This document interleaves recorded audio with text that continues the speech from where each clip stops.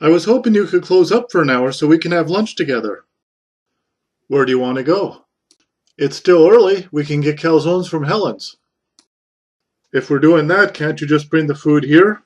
I don't want to seem bossy, but there are 3 Avenger movies, a Spider-Man, and a Hulk musical all being released today. Well, I was thinking we can get our calzones and 1 extra and bring them over to Emily's yoga studio. You want to eat there? That place gives me the creeps and you feel the same way. And since when are we doing favors for Emily?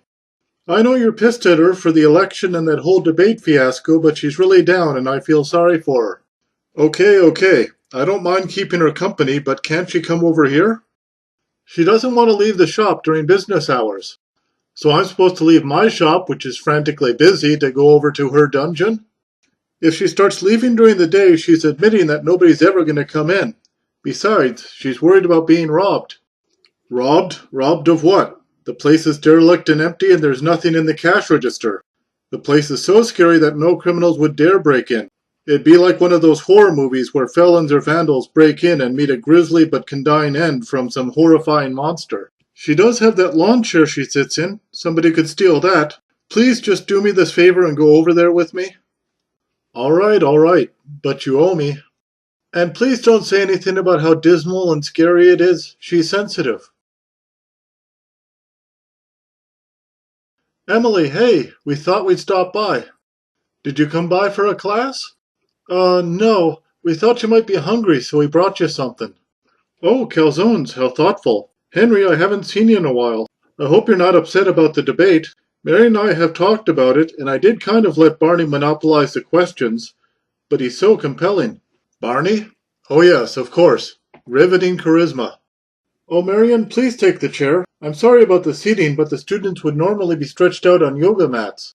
I couldn't think of taking your chair. No, the floor will be fine. It's so smooth and clean. Yes, you do a great job sweeping up all the rusty nails and rodent droppings. So how's business? Henry. Sorry, I couldn't help it. The silence was so awkward. It's all right. Well, as you can see, it's a little slow, but with any new business, it takes a while to build up a clientele. I printed up flyers and I've been putting them under windshields all over town. I just have to get the word out. Have you seen my flyers? Yes, they're blowing down the street like autumn leaves. Oh, really? Sorry, I didn't mean to touch off a wave of mass littering. Do you know of any other promotions? I found a guy who has a biplane and he'll fly a banner with the message of your choosing across the sky, where everybody can see it. That sounds marvelous.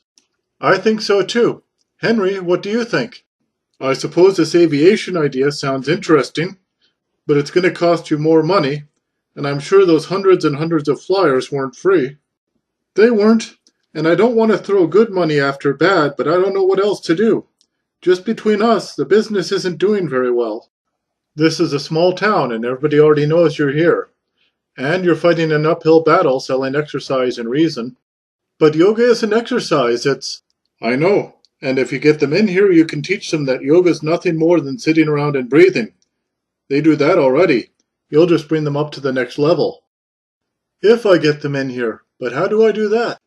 Have you ever considered that the ambiance in here is a little off-putting?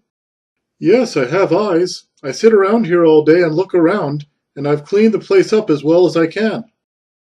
Sweeping up and cleaning will only do so much, and this is still very obviously an abandoned laundromat.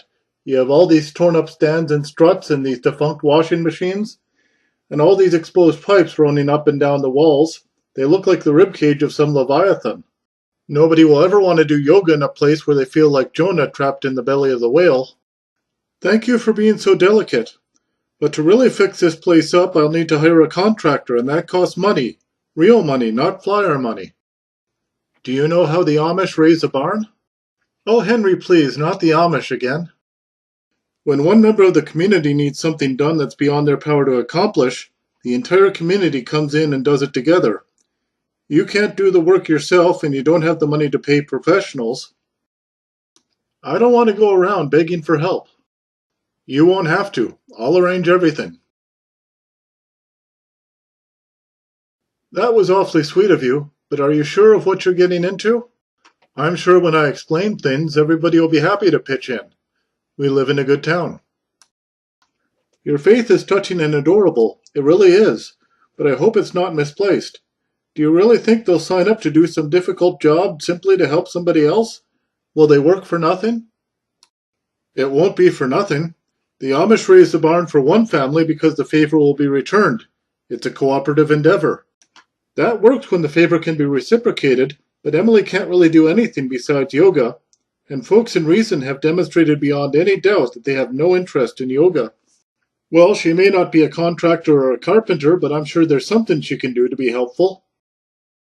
Yes, I'm worried they'll want her to fall back on the other thing. What other thing? Never mind. Afternoon, all.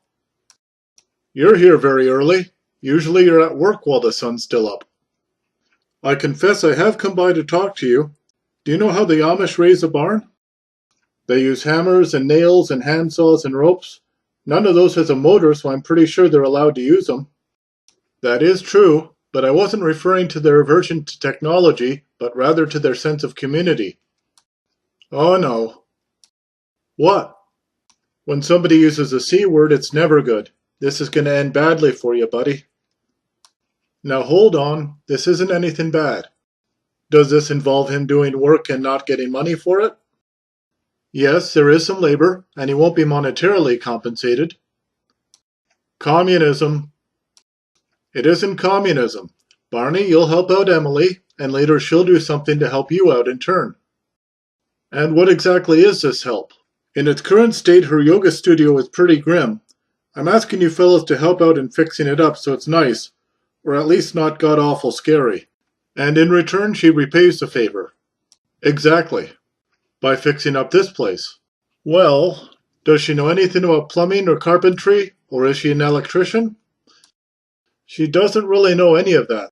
She doesn't know much of anything. Her only skills are sitting and breathing, and everybody seems to have that handled on their own. Emily may not have experience in construction, but she can still make herself useful. She could do something about your bathrooms. Is there something wrong with my bathrooms?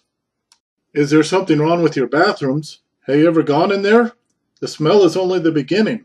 You have roaches in there bigger than we are, and we're dinosaurs. He doesn't need his bathrooms cleaned. This isn't some country club. Well, I'm sure there's something she can do. This is pure Bolshevism. You want to conscript Barney to forced labor without compensation. Well, he has a right to say no to your corvée. You keep mentioning Barney, but I was thinking that you might be willing to help. Although so far it doesn't sound like you're interested in helping out your fellow citizens. There is something she can do. See, Simon? And yes, no offense, Barney, but this place is kind of run down. I want to stay open past 2. Yeah, last call is stupid. We should have the right to drink whenever we want. You do. Go home and drink. And what does last call have to do with anything?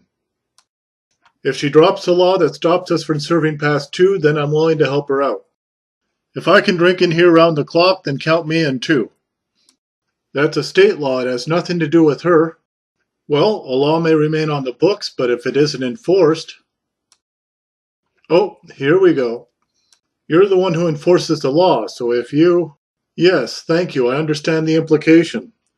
Emily is a friend of yours, but you're not willing to help her out. Since when is she a friend of ours? Well, she seemed pretty friendly when she was letting you harass me at the debate with all those stupid questions about the Dallas Cowboys. You're still sore about that? They're America's team. Okay, I see I'm wasting my time here. I'm sure somebody else will be willing to help. Knock, knock. What a nice surprise. Is there something I can do for you? Actually, yes, there is something you can do for me. Go on. I heard that you were needing help with your business, and it seems to me that we females who are small business owners should help each other. So I was thinking you could proclaim next Friday to be National Pizza Day. I'm just a small town mayor, and instituting national anything is beyond my jurisdiction. How about a pizza jamboree to be held at Reason Common? You want me to organize a festival that's just you selling overpriced pizza slices from a fold-up table? I'm sorry, I just can't do that. Okay, but remember, I did offer to help. Hey, Sheriff. Hey Andy, I was going to drop by the shop, but running into you like this saves me a walk. Actually, I sought you out. Word around town is that Emily is begging for help with her yoga studio. I wouldn't characterize it as begging. I'd like to think of it as a community effort. I'd like to be part of that community effort. That's great. If the community can do something for me. Not again. I can't walk down the street without running into folks walking their dogs. Filthy animals, yipping and snarling and shitting everywhere. You make it sound like one of the nastier bits from a Jack London novel. I've seen dog walkers and it's pretty tame stuff. And if their dog does happen to drop a package, they're required to pick it up and dispose of it themselves. I know the law and this is a straightforward matter of zoning. It falls well within Emily's purview. In all my years as sheriff, I've never met a citizen who didn't know the law. I don't know why Harvard even bothers with a law school. This isn't a zoning issue. Zoning laws determine where permanent structures may or may not be built, not where folks can or can't go with or without their pets. I'll just go ahead and count you out. You both look cheerful. I have some bad news. I asked around and nobody's interested in coming to fix up this place. I brought you nothing but a bunch of embarrassment and many offers to commit malfeasance. Don't worry, I won't need your help after all. There's this TV show called Yoga Studio Makeover. It's not on a regular network, it's on something called cable. Anyway, it's a top show on the Yoga and Construction Network. They're going to fix up the studio for free. The cable universe just keeps expanding. I was hoping to see the episode and I asked if it's going to air on NBC or ABC or CBS, but I guess it won't. It's a shame, but the work will get done. Maybe Henry can get the episode on one of his Betamax tapes. I'll see what I can do. So are you going to keep the name Quick and Wash? I'd kept the name because it was already on the sign, but I guess it must be lucky, so I'll stick with it. So the studio will get fixed after all. It's like Emily's fairy godmother came down from the clouds and said everything right. That's great news. I'm really happy for you. All's well that ends well, I suppose.